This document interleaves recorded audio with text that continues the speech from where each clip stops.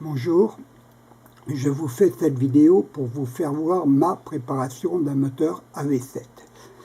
Ce n'est pas un moteur fait pour faire de la vitesse, mais c'est pour monter sur une AV89 qui va faire un road trip de 5000 km avec une remorque. Donc là, vous avez le transfert avant préparation et de l'autre côté après préparation.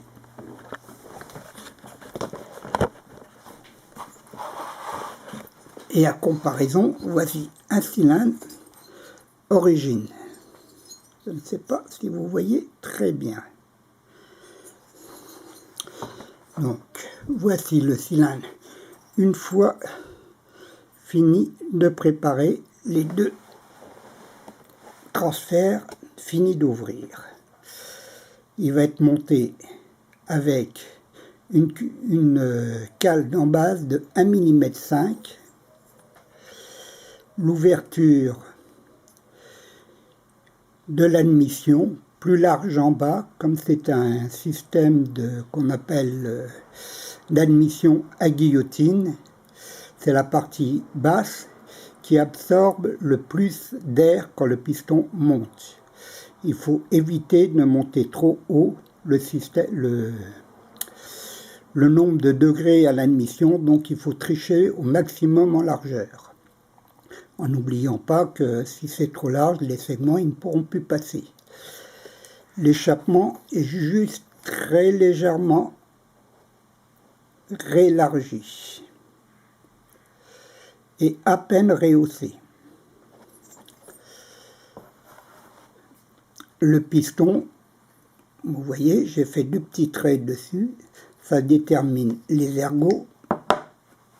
Et quand vous le mettez dans le piston, comme les ergots sont sur l'avant, il faut toujours laisser suffisamment d'aluminium si vous voulez avoir un moteur fiable. Voilà. De chaque côté du segment sur le cylindre pour pouvoir avoir le maximum de portée et que votre échappement ne parte pas, vos segments ne partent pas par l'échappement. Ne pas oublier. Voilà. Suppression des barrettes basses. Voilà de l'autre côté avant. Voilà après. Idem sur le cylindre. De chaque côté, il y a une barrette qui est une bride. Elle ne sert pas à grand chose, on peut les supprimer.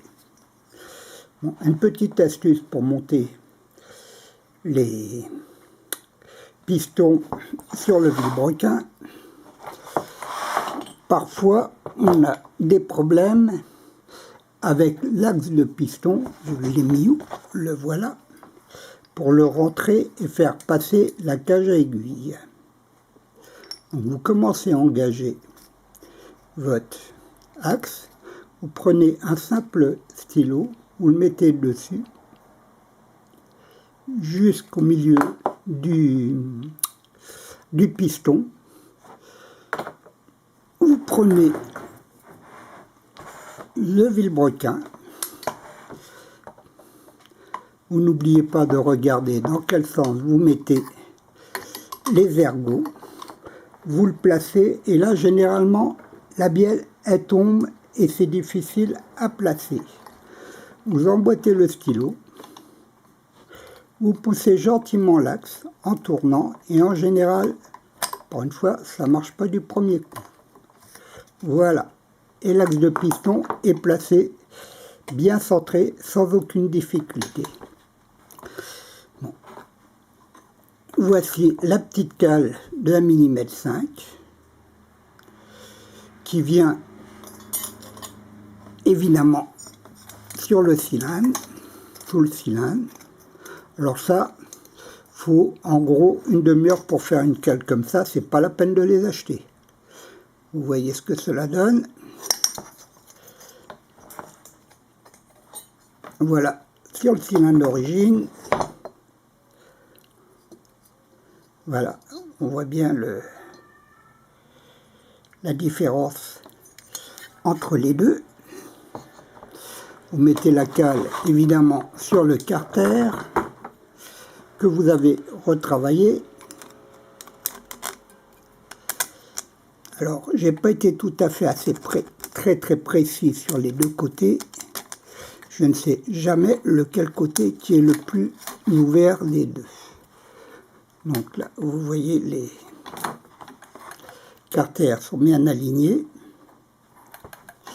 Le cylindre, évidemment, par-dessus. Là, je ne mets pas les segments. Je redémonterai pour faire la finition. Voilà. Allez. Voilà. Et là, ça me fait descendre, monter plus exactement, mes transferts parfaitement bien ouverts. Je ne sais pas si vous voyez très bien avec la lumière. Il est parfaitement bien ouvert. Allez, allez, allez, allez. Voilà. On le voit peut-être un peu mieux ici. Et ça me donne 110 aux latéraux et 150 à l'échappement. Un petit peu plus, je suis à 152. Donc c'est pas un moteur fait pour faire de la vitesse. Après, il y a l'histoire des joints de culasse. Plus vous allez, plus cette petite distance-là va être courte. C'est pour ça que je préfère travailler sur des 47, des 45 que des 47, parce que j'ai vu souvent avoir des problèmes de fuite aux joints de culasse à ce niveau-là. Alors, il y a évidemment le joint de culasse Ersal, mais pour ma part, il est très fragile. Je les ai remplacés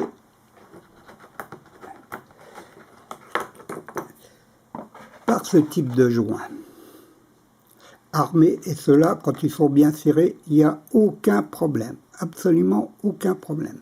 Par contre, c'est un joint pour diamètre 47, sur du 45, ça passera largement. Au niveau de la culasse,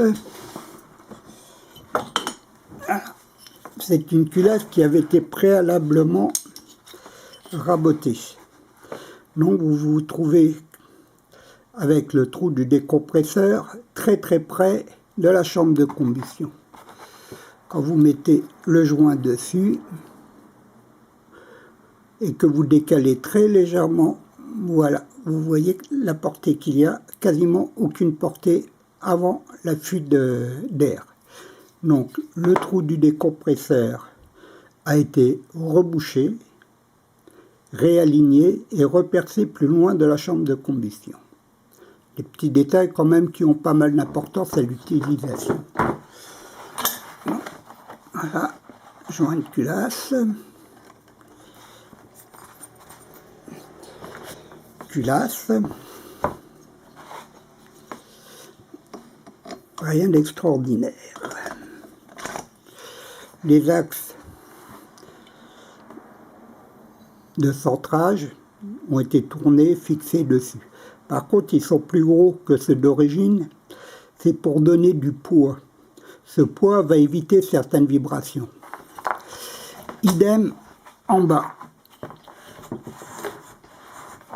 L'axe support de pot, vous voyez, c'est un axe qui a été fait déporter pour laisser passer le truc du pot et mis dessus pour faire.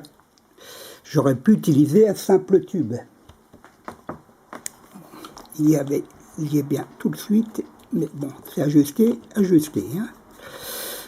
Bon, peu importe, voilà. Et ça permet aussi de rajouter un petit peu de poids et supprimer les vibrations. Après vient la pipe. Alors la pipe d'admission, là, c'est une pipe Malossi qui a été réalisée. Ça, c'est la pipe réalisée. Ça, c'est le diamètre du cylindre d'origine. Donc voilà la pipe. Pour le réalisage, j'utilise ceci. Parce qu'une pipe donnée pour 19, elle fait, allez, on va dire 17,5 de passage. J'ai utilisé ceci. C'est suffisamment doux pour agrandir. On voit ce que l'on fait. Le cône fait que quand vous voyez ici, on ne scanne pas le haut et le bas en arrivant en bas. Et après, on finit gentiment à la lime ou à la Dremel. Moi, je préfère la lime que la Dremel. La Dremel, pour moi, c'est un peu pour les feignants, mais bon, chacun son avis. Et voilà, j'ai fini d'agrandir à la bonne dimension. Idem pour le cylindre.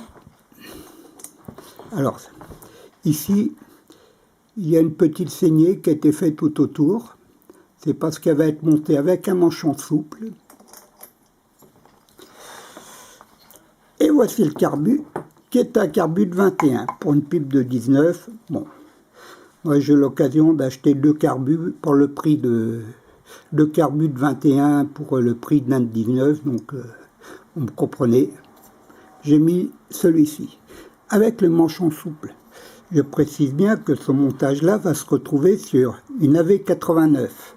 À savoir que sur l'AV89, par rapport à l'AV88, contrairement à ce que tout le monde croit, c'est pas les mêmes cadres.